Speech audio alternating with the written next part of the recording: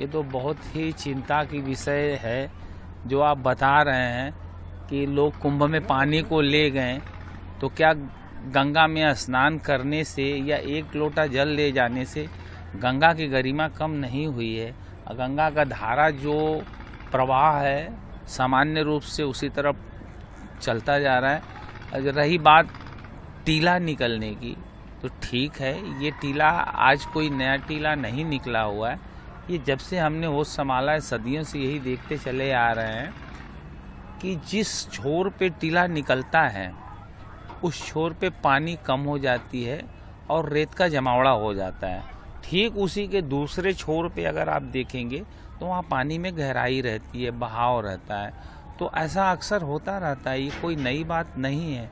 बिल्कुल ये संदेश सही होना चाहिए। गलत संदेश, गलत मैसेज लोगों तक पहुंचाना हमको नहीं लग रहा है कि कुछ हद तक सही है।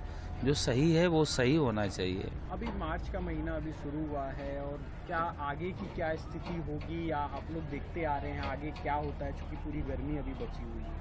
हाँ, ये बात तो ठीक है, पानी कम जरूर होगा, इस बात से तो हम भी इनकार नहीं कर सकते हैं, क्योंकि पानी मार्च के बाद अप्रैल में हल्का फुल्का 1 फीट 2 फीट 3 फीट और ये सतह तक पकड़ेगी, कम होगा। और जब पानी का लेवल कम होगा, गर्मियों में कहते हैं लोग कि पृथ्वी के पानी का लेवल कम हो जाता है। हाँ, रह गई बात कुंभ का, तो कुंभ में डैम से, टेहरी गढ़वाल डैम से पानियों को छोड़ा गया था। इस बात को सारी दुनिया जान रही है, हम भी जान रहे हैं। तो उसके हिसाब से पानी का जो लेवल था वो ऊपर था। अभी पानी अब नहीं छोड़ा जा रहा है, इसके विषय में मुझे जानकारी नहीं है कि अभी छोड़ा जा रहा है या नहीं छोड़ा जा रहा है, लेकिन पानी और इससे भी ज़्यादा कम होगी। करीब करीब हमारे अंदाज से 1 मीटर से भी नीचे जाएंगी अभी ये। और जब पानी कम होगा तो स्वाभाविक है कि टीला और दिखेगा। तो ये क्या चिंता का विषय रहने वाला है? बिल्कुल नहीं, बिल्कुल नहीं, बिल्कुल नहीं, इसे कोई फर्क पड़ने वाला नहीं है। देखिए, ये दुर्भाग्यपूर्ण बात है कि अभी मार्च की शुरुआत में ही आपको जो है गंगा में टीले दिखने लगे हैं, और वो टीले वाराणसी के सामने दिखने लगे हैं, जबकि ऐसा नॉर्मली होता नहीं था। पिछले दशकों की जब आप बात करें तो इस इलाके में बालू के टीले बीच में नहीं दिखा करते थे। तो बालू के टीलों को दिखने का जो कारण क्या है? कारण ये है कि गंगा में लगातार पानी की क्वांटिटी कम हो रही है। क्वांटिटी कम हो रही है, उसकी वजह से गंगा का फ्लो कम हो रहा है। वेलोसिटी जब कम होगी तो सिल्टेशन रेट बढ़ेगा, और जब सिल्टेशन रेट बढ़ेगा तो आप देख रहे होंगे कि जो बालू के टीले आपको दिख रहे हैं।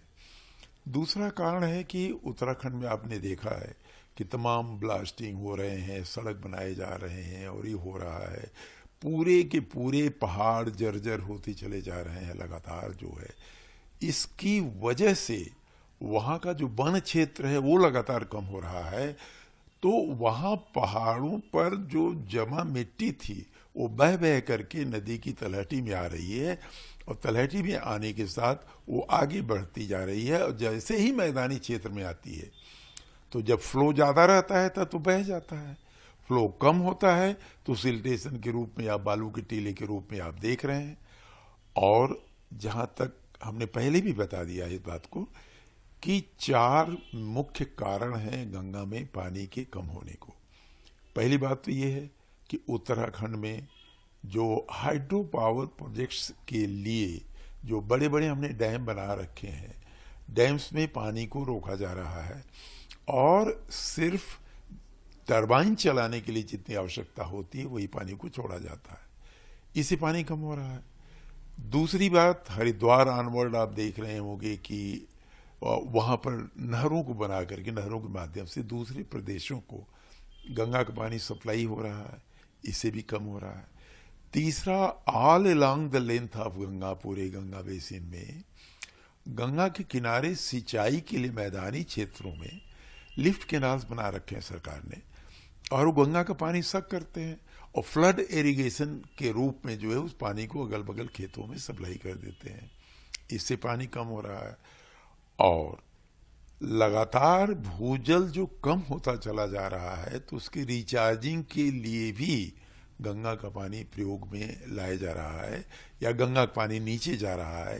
तो ये 4 मुख्य कारण हैं जिनकी वजह से गंगा में पानी कम हो रहा है। और यह कम होना ही नहीं है, ये बड़ी भयावह स्थिति की तरफ जो है एक इंडिकेट कर रहा है